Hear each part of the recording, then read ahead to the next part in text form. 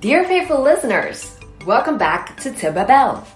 Before we begin running, let's take a moment to stretch and warm up while listening to how Season 6 came to life. You see, a while ago, I went on a solo trip to Bali. Just me, a suitcase, and a notebook. I was feeling weighed down by questions, patterns, old thoughts I couldn't quite shake off.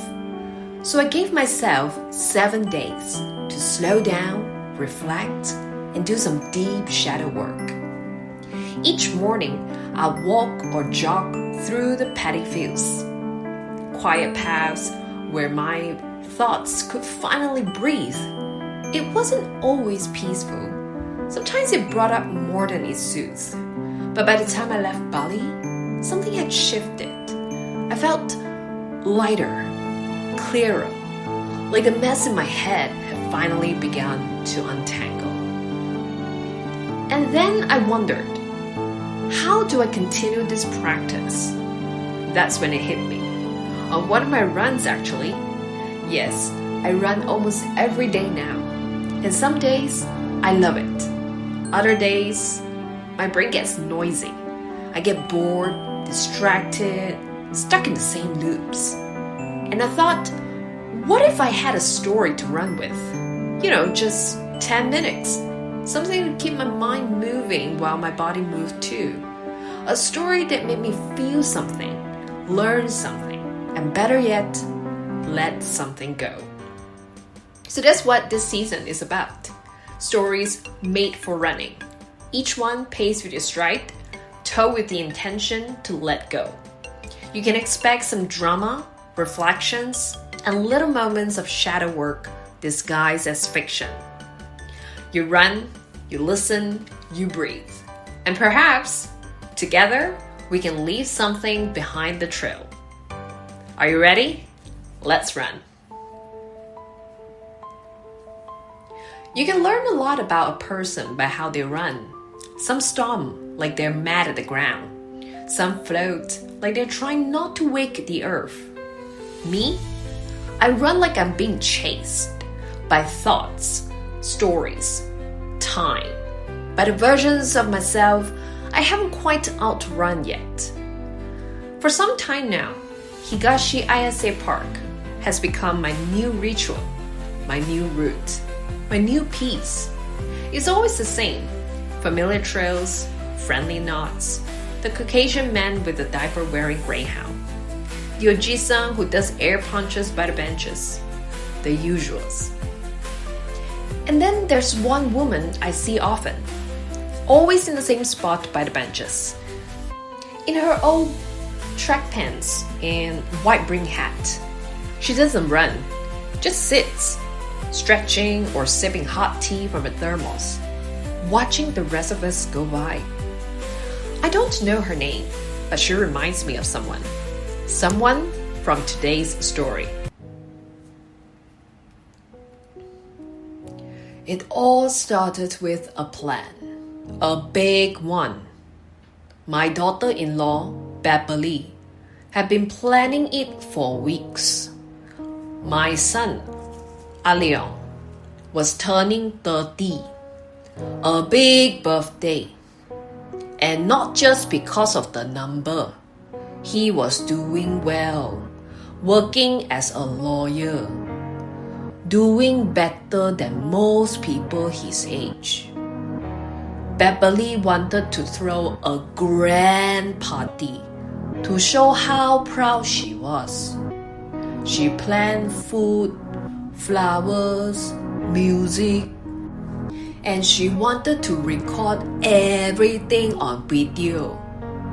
She said it would be nice to record every toast, every smile, every angle of accomplishment. She had it all planned out.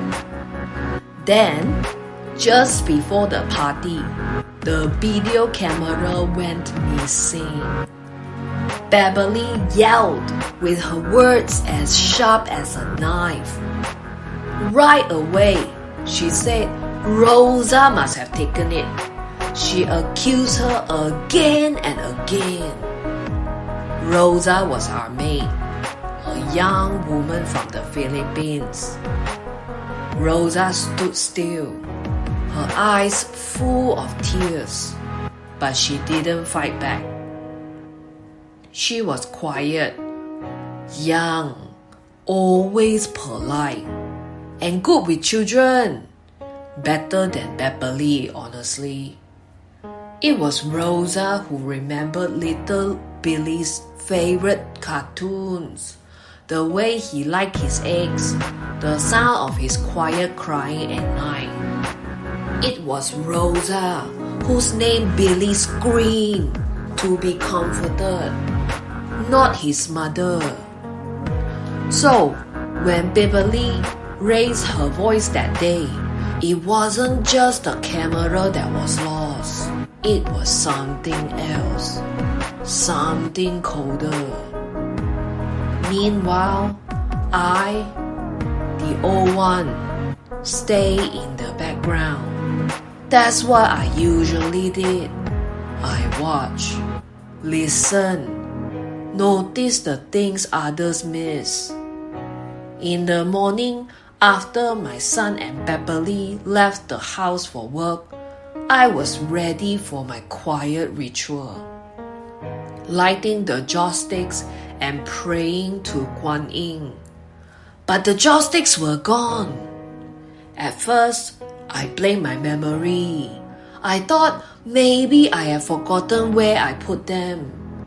But then I smelled the familiar scent, sandalwood. I followed the trail, and it led me to Rosa's room. Her door was a little open, and inside I saw her kneeling. She had placed my joysticks in front of a small statue of Mother Mary and baby Jesus. 2 small candles were lit beside them, and smoke from the joysticks was floating gently in the air. She was praying. When she noticed me watching, she jumped. She reached for the joysticks, ready to give them back. But I stopped her. It's okay, I said. You keep them. You need them more. We sat down and talked for a while. I asked her about the video camera. No judgment, just curious. And then she told me the truth. Yes, she had taken it. She had pawned it to get money for her family. Her husband back home had become addicted to cocaine. And now, her family had no money to pay for the house. They were suffering. She hadn't planned to steal, but the expensive video camera was just sitting there, and the pawn shop gave her enough to send something home, something urgent. She said she was sorry. She said she was ready to take the blame, but she didn't regret what she did. She expected me to scold her, to shame her, but I didn't, because I've lived long enough to know sometimes doing the wrong things doesn't make you a bad person. As the saying goes, desperate times call for desperate measures, and desperation has its own kind of honesty. Slowly taking off my jade bracelet, I told her if Mother Mary wouldn't help her, I would. The jade bracelet was a gift from my son a long time ago, when he just got back from London and had started his first job. He gave it to me. I called my grandson Little Billy, and together with Rosa, we went to the pawn shop. We got the video camera back. That evening, I waited until everyone was busy.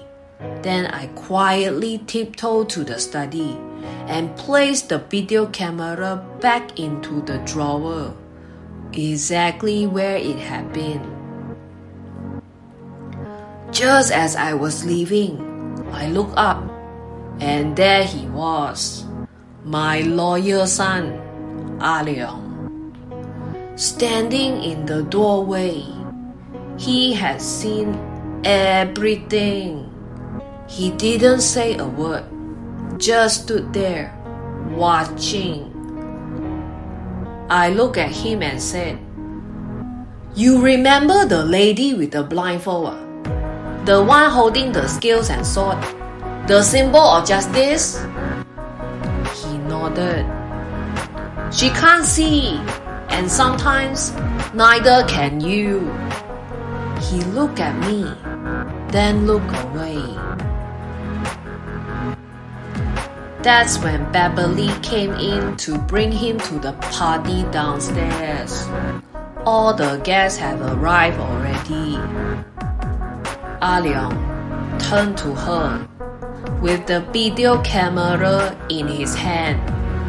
He said, "I found it. It was in the middle drawer all along." A lie, so quick, so clean. It stunned the room into silence. The party was a grand success. Beverly was so happy. She never asked about the video camera again. Rosa these days looked more at ease, more relaxed. And Leong, he was quieter, softer around the edges. He didn't tell anyone what he saw, but that silence, that was his way of choosing compassion. The end. Alright, let's take a moment to catch our breath. Shake out your arms, slow the pace. We're cooling down now. That story, Turning 30, by Minfong Ho. It stays with you, doesn't it? It's one of those quiet stories that doesn't shout, but it hits you anyway. Not because of something dramatic happens, but because something deeply human does. And while we were running, I kept thinking about the old one. How she never raised her voice, never made herself the center of anything. She just paid attention. She noticed what everyone else overlooked. And in the end, she made a choice, not to punish, but to understand. That kind of softness takes real strength. And Rosa, the courage it must have taken to admit what she did, not for herself, but for the people she loved. She wasn't proud. She wasn't being dramatic. She just stood there, honest and trembling. And somehow, she still had the grace to pray, to hope, to carry all that on her back, and still bow her head. But you know what really stuck with me? Leong. You might find it interesting that the name Leong comes from the Cantonese term Leong Sam, that literally means conscience. So maybe the story was always about him, about the part of ourselves that knows what's right, not by the book, but by the heart. And maybe today, as you finish your run and step back into the rest of your life, you can take that with you. Not every choice needs to be loud. Sometimes, the most powerful thing we can do is to stay soft, to see clearly, to let our conscience speak, and to listen. So as you slow to a walk, take a deep breath. I'll leave you with this thought. If you were in that house, standing in that doorway, would you have done the same? Till our next run, this is Till by Bell, and I'm your host, Bella Wee. Keep running, keep uncovering what lies beneath.